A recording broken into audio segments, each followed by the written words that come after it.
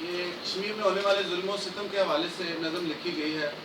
اے میری وادی کشمیر، اے میری جنت نظیر، تیرے سرسبز پہاڑوں میں، تیرے مہکتے گلزاروں میں خون ناحق بہتا ہے، بندوق کا پہرا رہتا ہے، سنے کوئی گیلانی کی تقریر، اے میری وادی کشمیر، اے میری وادی کشمیر، اے میری جنت نظیر، تیرے سبز پہاڑوں میں، تیرے مہکتے گلزاروں میں خون ناحق بہتا ہے، یہاں بندوق کا پہرا رہتا ہے، سنے کوئی گیلانی کی تقریر، اے میری وادی کشمیر۔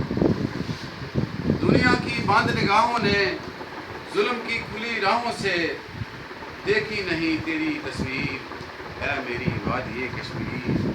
بارود کی بو ہر سو، وادی کا ہر کریا لہو لہو، دیکھی نہیں دنیا نے تیری تصویر، اے میری وادی کشمیر۔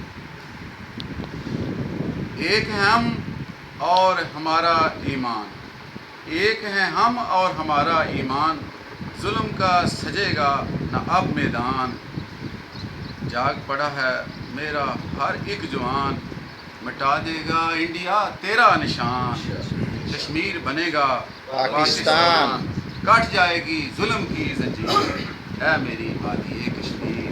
پاکستان زندہ باد، پاکستان زندہ باد۔ جناب محمد سعید بٹی صاحب پرنسپل گورنمنٹ ہائی اسکول بن پاجوا اپنا کلام کشمیر کے موضوع پر بیان کر رہے تھے۔